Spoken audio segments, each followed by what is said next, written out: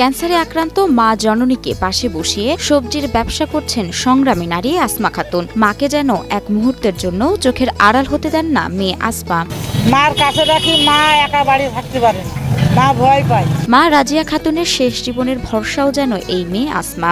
এই মেয়ের কাছে আমি বসে থাকি, বাসায় মেয়ে কেউ নেই, এখন আমি একা থাকতে পারি না। একা থাকতে গেলে আমার কখন কি হয়ে যায় বলা যায় না। একসময় যে মা চোখে চোখে রেখে বড় করেছেন মেয়েকে, আজ সেই মেয়ে দেখাশোনা করছে মায়ের মাথার উপর ছাদ হয়েছেন মেয়ে আসমা। আমার তো ছেলে নেই, মেয়েই টানছে, মেয়েই সব দেখছে, আর মেয়ে খাওয়া খাওয়া মেয়ে সবটাই, মেয়ে ডাক্তার কাছে মেয়ে দেখাশোনা মেয়ে কাছে। ঝিনাইদহে প্রতিদিন পেঁয়াজ, রসুন, আলু, পটল, লাউ ও কচু সহ বিভিন্ন রকম সবজি আড়ত থেকে কিনে এনে শহরের বিভিন্ন স্থানে বিক্রি করতেন আসমা। গত 1 বছর ধরে শহরের পাগলাকানাই সড়কে রাস্তার পাশে একটি সবজির দোকান সাজিয়ে ব্যবসা করছেন তিনি। এর উপরই চলে তার জীবন সংসার। এর উপরে আমার ঘর ভাড়া, কারেন্ট বিল, পানির বিল, ওষুধপত্র, নিজের চিকিৎসা, মার চিকিৎসা, মেয়েদেরও দেখতে হয়, খোঁজ খবর নিতে হয়, ছেলেদেরও খোঁজ খবর নিতে হয়, এর উপরই সব। আসমা খাতুন বিয়ের পর 17 বছর ধরে ঝিনাইদহ শহরের ব্যাপারী পাড়ায় ভাড়া করা বাসায় স্বামী ও সন্তানদের নিয়ে সুখে দুঃখে বসবাস করে আসছিলেন। স্বামীও সবজির ব্যবসা করতেন। এরই মধ্যে স্বামী রফিকুল ইসলামের বুকের একটি বাল্ব নষ্ট ও কিডনি রোগে আক্রান্ত হয়ে 14 বছর আগে মারা যান। আমি স্বামী টানি অনেক ভোগা ভুগেছি, বুঝে আমার কষ্ট করে দুঃখ করে যাই হোক আমি কর্ম করে এখন এই ব্যবসার জগতে লাভেছি। কোনো উপায় না পেয়ে আসমা খাতুন শুরু করেন সবজির ব্যবসা। এই ব্যবসা করে 2 ছেলে বকুল ও মুকুল ও 2 মেয়ে রোকসানা ও অন্তরা খাতুনকে বড় করে বিয়ে দিয়েছেন। ছেলে মেয়েরা কেউ খোঁজ নেই, মেয়ে বিয়ে দিয়ে দিয়েছি, পরে বাড়ি চলে গেছে, 2টো মেয়ে বিয়ে দেওয়া হয়ে গেছে। ছেলে 2টো বিয়ে করে বোর কাছে শান্তিতে বসবাস করছে, আমার খোঁজ খবর নেই। তাদেরও যে অর্থ সম্পদ আছে তারাও যে আমার দেখবে, তাও দেখার লোক আমার। চুয়াডাঙ্গা জেলার দামুড়হুদা উপজেলার দর্শনা 9 নং ওয়ার্ডের ঈশ্বরচন্দ্রপুর গ্রামে আসমা খাতুনের বাবার বাড়ি। তার পিতা আব্দুস সাত্তার 30 বছর আগে মারা গেছেন। আসমা খাতুনরা 5 বোন। বোনদের বিয়ে হয়ে যাওয়ার পর মা জননী একা হয়ে পড়েন। কোনো বোন মায়ের খোঁজ রাখে না। উপায় না পেয়ে ক্যান্সারে আক্রান্ত 90 বছর বয়সী মা রাজিয়া খাতুনকে নিজের কাছে আনেন আসমা। মার ক্যান্সার হলে কেউ তাই না পয়সা দিয়ে সাহায্য করে না, বোনরাও কেউ খোঁজ খবর নিল না।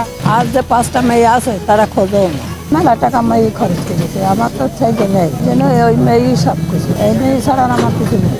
প্রথমে সব ঠিক থাকলেও ধীরে ধীরে অসুস্থ হতে থাকেন মা রাজিয়া খাতুন। তার জরায়ু নাড়িতে টিউমার ধরা পড়ে। এরপর অনেক জায়গায় নিয়ে ডাক্তার দেখানোর পর ঝিনাইদহে একটি ক্লিনিকে অপারেশন করানো হয়। ডাক্তারের পরামর্শে নমুনা সংগ্রহ করে ঢাকাতে পাঠায়। পরে জানা যায় জরায়ু নাড়িতে ক্যান্সার হয়েছে বৃদ্ধা রাজিয়ার। জরায়ু নাড়িতে টিউমার হয়ে ওই টিউমার কেটে বের করে ডাক্তারে দেখে পরীক্ষা করে দেখে যে ক্যান্সার ধরা। 1 বছর ক্যান্সার ধরা পড়েছে। আমার এই টিউমার হয়ে গেল পেটে, সেই টিউমার আমরা জেনেলাম না, আমার পেটে টিউমার হয়েছে।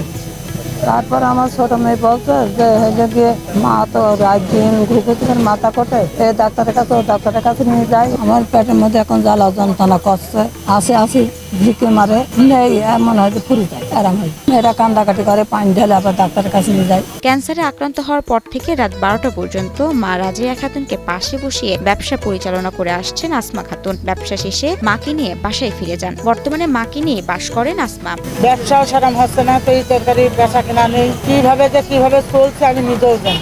জীবন যুদ্ধে হার না মানা আসমা সমাজের জন্য অনুপ্রেরণা বলে মনে করেন এলাকাবাসী। সব ধরনের মানুষের একটা শিক্ষা নেওয়া উচিত যে নারী হয়ে যে নিজের জীবনটাকে কিভাবে সচলতাভাবে সে গ্রহণ করছে, মানে সহজ করে নিয়েছে, এই জিনিসটা অন্যান্য মানুষকেও দেখে শেখা উচিত। এক্সট্রিম মশার কয়েল প্ল্যান্ট ফাইবার দিয়ে তৈরি, তাই সহজে ভাঙে না, সুগন্ধিযুক্ত ও নিরবিচ্ছিন্নভাবে জ্বলে। ডেঙ্গু, চিকুনগুনিয়া বাহি সহ যে কোনো মশার বিরুদ্ধে দেয় এক্সট্রিম সুরক্ষা। মায়ের জন্য সপ্তাহে ঔষধ লাগে 7,800 টাকার। মায়ের চিকিৎসার জন্য প্রয়োজন অনেক টাকার। সবজির ব্যবসা করে এত টাকা সংগ্রহ করা তার পক্ষে আর সম্ভব হচ্ছে না। সরকার ও সমাজের বিত্তবানদের কাছ থেকে সাহায্যের আবেদন করেছেন আসমা খাতুন ও এলাকাবাসী।